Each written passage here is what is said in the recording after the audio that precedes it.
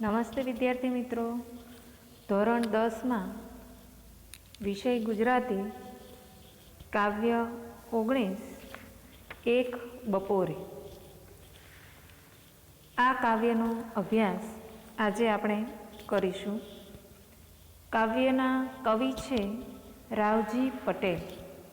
તો સૌથી પહેલાં આપણે કવિનો પરિચય મેળવી લઈએ. કવિ રાવજી પટેલનો જન્મ 15/11/1939 થયો હતો અને મૃત્યુ 10/8/1968 થયો હતો. રાવજી છોટાલાલ પટેલનો જન્મ ખેડા જિલ્લાના ડાકોર પાસે વલ્લભપુરાના ખેડૂત પરિવારમાં થયો હતો અને તેમનો એકમાત્ર કાવ્ય સંગ્રહ અંગત છે. તેમના ઉર્મી કાવ્યો, ગીતો, દીર્ઘકાવ્યોમાં અનેક રંગદર્શી ભાવછટાઓનું ચોટદાર ચિત્રણ થયું છે. પણ સૌથી દુઃખની વાત એ છે કે કવિ રાવજી પટેલ છે એ ખૂબ નાની વયે અવસાન પામે છે. ટીબીના રોગને કારણે તેમનું અકાળે અવસાન થાય છે. એ સમયગાળો એવો હતો કે અત્યારે જે રીતે કેન્સરને ગણવામાં આવે છે કે હજી કેન્સર તો થોડો સારું થઈ જાય, પણ એ સમય એવો હતો એ ટીબી એટલે કે એક મહારોગ તરીકે ગણવામાં આવતો હતો, જે હવે ગુજરાત સરકાર અને ભારત સરકારના ઘણા બધા પ્રયત્નોને કારણે હવે એ ભારતમાંથી સાવ નાબૂદ થયો છે. અને એ રીતે આ જે કવિ છે એનું મૃત્યુ ટીબીના રોગને કારણે થયું હતું. અને તેમણે અશ્રુઘર અને ઝંઝા એમ 2 નોંધપાત્ર નવલકથાઓ પણ આપી છે. વૃત્તિ અને વાર્તા તેમનો વાર્તા સંગ્રહ છે. લેખક કવિ છે એ ખૂબ જ લાગણીશીલ છે. તેમની કૃષિ કવિ તરીકેની રાવજી પટેલની પ્રતિભાને દ્રઢ બનાવતી આ એક તેમની જાણીતી રચના છે. પોતે પટેલ પરિવારમાં જન્મેલા, ખેડૂત પરિવારમાં જન્મેલા, એટલે એક એની ખેડૂત તરીકેનો જે એનો સ્વભાવ છે એ એમના કાવ્યોમાં પણ જોવા મળે છે આપણને. ઘણી જગ્યાએ એમનું વર્ણન છે, એમનું લખાણ છે, એની અંદર આપણને આ રીતના ખેતરના ઉલ્લેખો જોવા મળે છે અને તેના દ્વારા આપણને ઘણું બધું કહી જાય છે. તો દરેક તેમની જે કવિતા છે એની અંદર એક કૃષિ કવિ આપણને જોવા મળે છે, એક ખેડૂત આપણને દેખાય છે. કટાવ અને મનહર જેવા મિશ્ર છંદમાં અને બોલચાલની લઢણમાં રચાયેલી આ એક રચનામાં ખેડૂતની એક વેદનાશીલ બપોરનું આલેખન છે. કવિ ખૂબ નાની વયે ટીબીનો રોગ થયો, પોતાને ખબર છે એ રોગ વિશે, અને એ સમયગાળામાં એને ટીબીની હોસ્પિટલમાં દાખલ કરી અને ત્યાંથી આ ચેપી રોગ અન્યને ન લાગે એટલા માટે ત્યાં એક અલગ એક હોસ્પિટલ છે અમરગઢની અંદર, કે જ્યાં આ ટીબી પેશન્ટોને રાખવામાં આવતા. આસપાસની સુંદર મજાની પ્રકૃતિની વચ્ચે આ હોસ્પિટલ આવેલી છે અને ત્યાં રહી અને જીવન પ્રત્યેની જે એને ઉદાસીનતા છે અને જીવન જીવવાનો જે એને આનંદ મરી ચૂક્યો છે એની વાત એમના કાવ્યોની અંદર અવારનવાર આપણને જોવા મળે છે. સારસી એ એક પ્રિયતમા તરીકે કે પત્ની તરીકેનું પ્રતીક છે અહીંયા, તો સાથે સાથે એ જીવનનું પણ પ્રતીક બને છે. અને કાવ્યમાં વપરાયેલા બધા જ શબ્દો ખેડૂત જીવન સાથે સંકળાયેલા છે. કાવ્યનાયક મનમાં એક એવી વેદના છે કાવ્યનાયકને કે જેના કારણે એને આસપાસના કોઈ કાર્યમાં, વસ્તુમાં રસ રહ્યો નથી અને ટીબીના રોગને કારણે મૃત્યુને નજીક આવતું જોવાને કારણે પણ આ ભાવ વ્યક્ત થયો હોય. છાશ, રોટલો, તમાકુ, તાપણી, મહુડો, આ બધું જ રસથી છલકાતું જગત છે જેમાં કાવ્યનાયકને હવે રસ નથી. બપોર જીવનના મધ્યાહનનું પ્રતીક છે, કે જીવનનો બપોર, જીવનનું મધ્યાહન. વસ્તુ જગતના આવા નિરૂપણથી કવિએ કાવ્યને વધારે આસ્વાદ્ય બનાવ્યું છે. તો અહીંયા આ કવિની જે વેદના છે એ આપણને કાવ્ય દ્વારા જોવા મળે છે. મારા ખેતરને શેઢેથી લ્યા ઉડી ગઈ સારસી.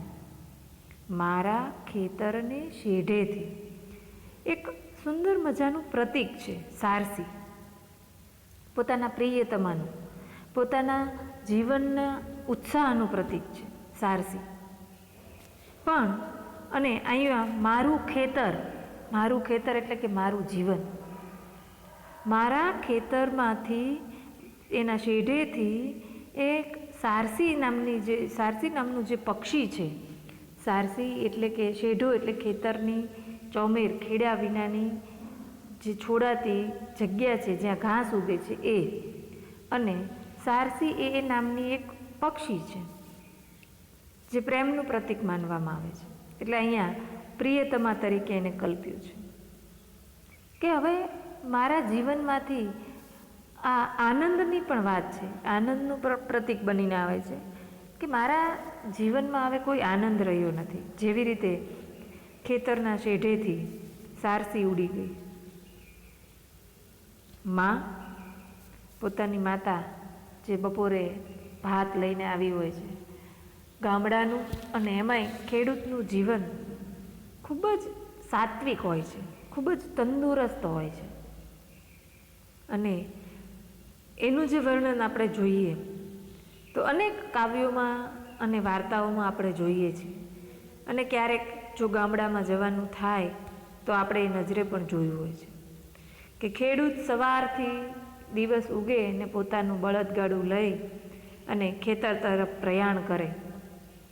ત્યાં જાય, ખેતરમાં જુએ, તપાસે, પાણી વાળે, નિંદામણ કરે અને બપોર થતાં એની પ્રિય પત્ની છે એ સરસ મજાનું ભાતુમાં કંઈ 32 ભાતના ભોજન નથી હોતા.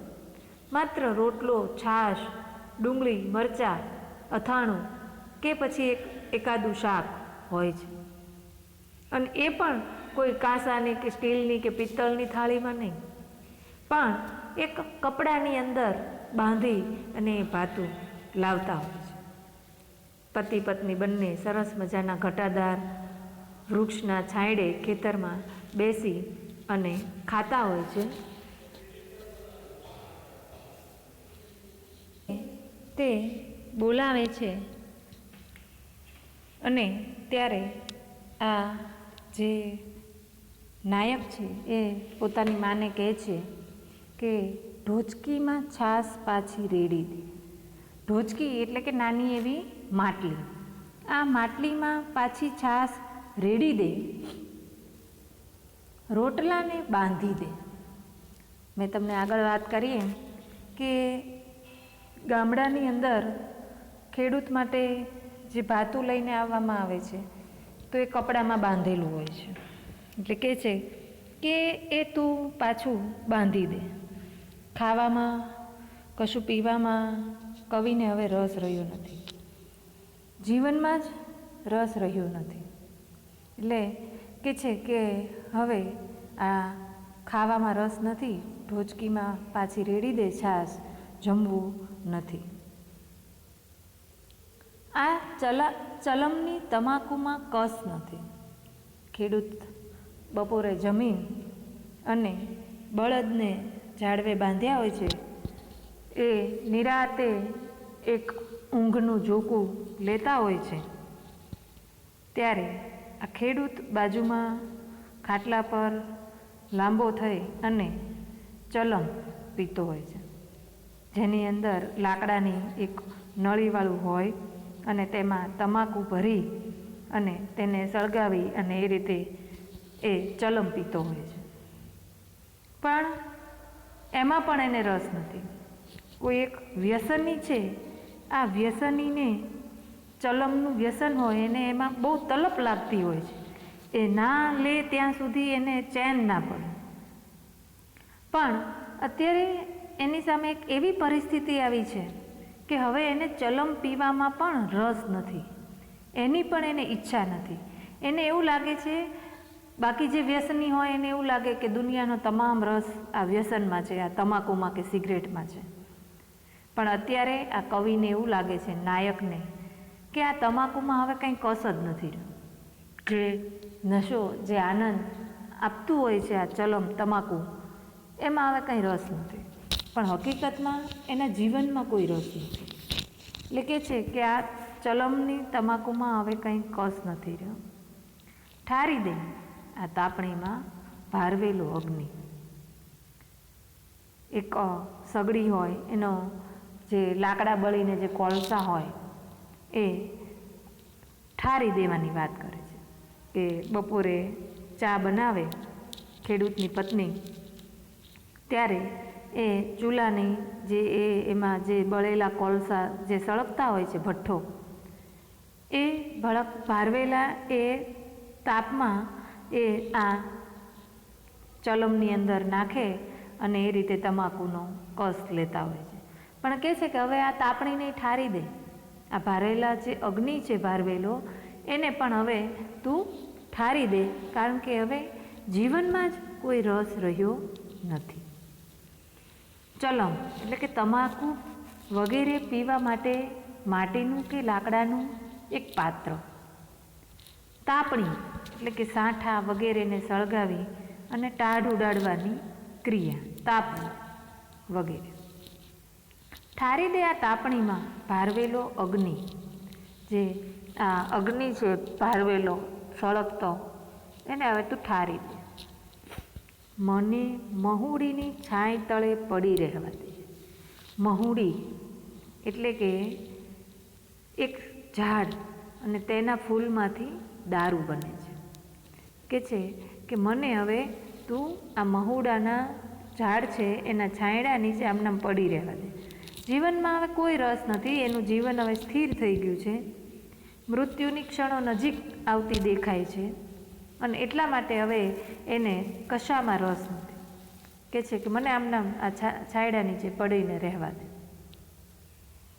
ખેડૂત માટે વરસાદ એ બહુ અગત્યનું પરિબળ છે.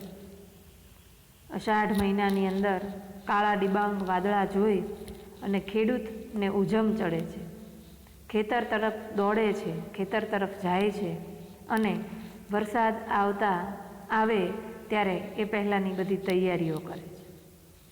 એટલે કહે છે કે ભલે આખું આભ રેલી જાય, આખું આભ વરસી પડે, રેલી જાય એટલે કે રેળાઈ જાય, તૂટી પડે. આભ એટલે કે આકાશ, સમાનાર્થી શબ્દ આભ તો આકાશ, વિરોધી શબ્દ આકાશ તો પાતાળ. રેલી જવું એટલે કે રેળાઈ જવું, વરસી જવું. ભલે આખું આકાશ તૂટી પડે, વરસી પડે, અને વરસાદ આવે એટલે ઘાસય ઉગે. જે ઘાસ પાક માટે નુકસાનકારક છે એને નીંદવું પડે. તો અહીંયા કવિને એની પણ ચિંતા નથી. એ કહે છે કે ભલે ગળા સમૂહ ઘાસ ઉગી જાય, ઠેઠ ગળા સુધી આ આખું ઘાસ ઉગી જાય, કોઈ ચિંતા નહીં, મારે કાંઈ મને ઈચ્છા નથી, કોઈ રસ નથી ખેતી કરવા માટે. કે છો ને આમને બધું પડેલું રહેવા દે. આકાશ આખું ભલે રેળાઈ જાય, ગળા સુધી ઘાસ ઉગી જાય, અલે એ બળદને હવે જોતરીશ નહીં બપોર પછી. અને એમાંય જ્યારે વરસાદ આવે ત્યારે તો ખેડૂત છે એ બળદને હળે જોતરી અને વાવણી કરતો હોય છે, નિંદામણ કરતો હોય છે, પણ હવે એને વાવવું નથી. જીવનની અંદર હવે કોઈ નવી ઈચ્છા, કોઈ નવું કામ કરવાની તમન્ના એને રહી નથી. એટલે કહે છે કે હવે તું બળદને જોતરીશ જ નહીં. કોની સાથે? ગાડા સાથે, હળ સાથે, સોરી. કે હવે હળ સાથે તું જોતરીશ નહીં. શું કામ? તો કે મારા ખેતરની શેઢેથી લ્યા ઉડી ગઈ સારસી. મારા જીવનમાંથી હવે એનો જે પ્રાણ છે, જીવવાની જે ઈચ્છા છે, એ હવે નથી રહી. એટલે કહે છે કે આ આખા કાવ્યની અંદર બપોરના દિવસનો મધ્ય ભાગ જેને આપણે મધ્યાહન કહીએ છીએ, એક બપોરની વાત આ કાવ્યની અંદર કરવામાં આવી છે. એટલે આ કાવ્યનું શીર્ષક યથાર્થ છે, કે આખા બપોરનું વર્ણન અહીંયા કવિએ કર્યું છે. અને એમાં કાવ્યનાયક પોતાના જીવનના મધ્ય ભાગમાં, એટલે કે જુવાનીમાં જ ટીબી જેવા એ સમયે અસાધ્ય ગણાતા રોગના ભોગ બન્યા છે. તેમનો જીવનમાંથી રસ ઉડી ગયો. અહીં કાવ્યનાયકે માત્ર ખેડૂતની વેદનાને વાચા નથી આપી, વાસ્તવમાં તેમની વેદનાને જ ઉજાગર કરી છે. શેઢો, ઢોચકી, છાશ, ચલમ, તમાકુ, તાપણું, બળદ, હળ, આ બધા સાધનો જે કાવ્યમાં આવે છે, આ બધા સાધનો ખેડૂતના જીવન સાથે સંકળાયેલા છે અને ખેડૂતનું એ જીવન છે. કાવ્યનાયક આ શબ્દોને પ્રતીક બનાવી પોતાના જીવનમાં હવે કોઈ રસકસ રહ્યા નથી એ ભાવને વ્યક્ત કરે છે. કાવ્યમાં સારસીનો ઉલ્લેખ પણ પ્રિયતમા કે પત્નીનું પ્રતીક બનીને જ રહે છે. કાવ્યની તળપદી ભાષા વેદનાને વધુ હૃદયસ્પર્શી બનાવે છે. આમ આ ઉર્મી કાવ્યની અંદર કવિની વેદના, જીવન પ્રત્યેની ઉદાસીનતા એનું સરસ મજાનું નિરૂપણ થયું છે.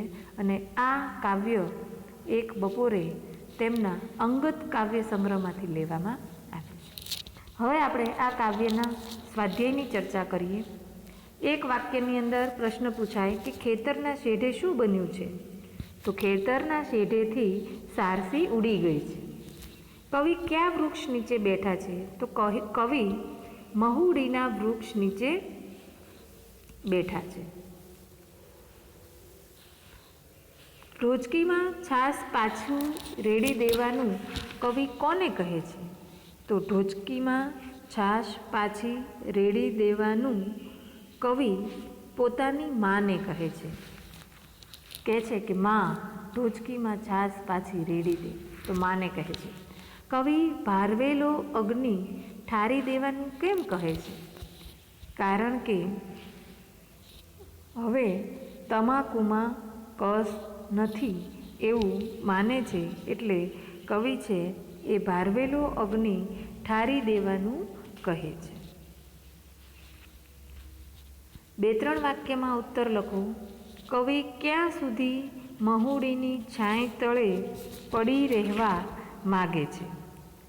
તો કવિ આખું આકાશ ભલે રેલાઈ જાય, ગળા સુધી ઘાસ ઉગી જાય, અર્થાત જીવનના અંત સુધી કવિ મહુડીની છાંય તળે પડી રહેવા માગે છે.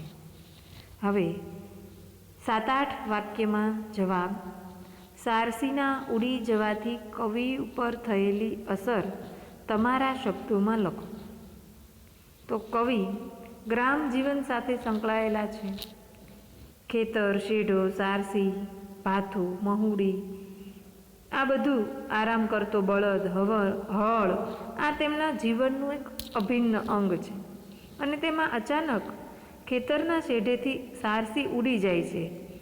એટલે કે પોતાના જીવનની જે વાસ્તવિકતા છે, પોતાનો રોગ છે, એનો પરિચય એને થાય છે અને પરિણામે તે વ્યાકુળ થઈ જાય છે. ક્યાંય ચેન પડતું નથી. એટલે તે બપોરે જમવા માટે ઢોચકીમાંથી કાઢેલી છાશને ફરી ઢોચકીમાં રેડી દેવું, રોટલા પાછા બાંધી દેવા એની માતાને કહે છે.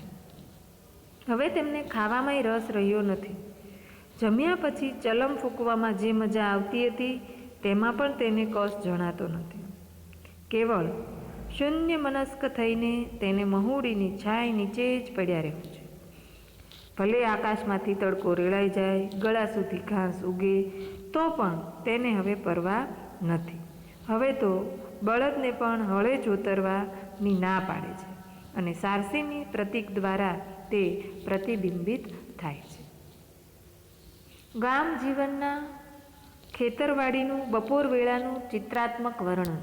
આમ તો આપણે કાવ્યની સમજની અંદર મેળવેલું, છતાં પણ કે ગ્રામ જીવનમાં ખેતરવાડી ખેડૂતનું સરસ બધું જ ગણાય છે. સવારે નાહી ધોઈ નાસ્તો કરી ખેડૂત બળદગાડું કે હવે અત્યારના સમયમાં ટ્રેક્ટર લઈ અને ખેતર જવા નીકળે છે. બપોર સુધી ખેતરમાં બળદને કે ટ્રેક્ટરથી હળ સાથે જોતરીને કામ કરે છે. બપોર થતાં તેની પત્ની ભાથું લઈને આવે છે, જમવાનું બપોરનું લઈને આવે છે. બંને સાથે મળીને છાશ રોટલો જમે છે. સાથે ડુંગળીનો દડો હોય, લસણની ચટણી હોય, મરચાં કે કોઈ અથાણું હોય, નાની એવી કંઈક શાક હોય ક્યારેક, તો થોડી વાર મહુડીને છાંયડે આરામ કરે, બળદને પણ હળથી છૂટા કરે અને બળદને પણ ઘાસ ચારો નીરે, થોડી વાર એ પણ આરામ કરે.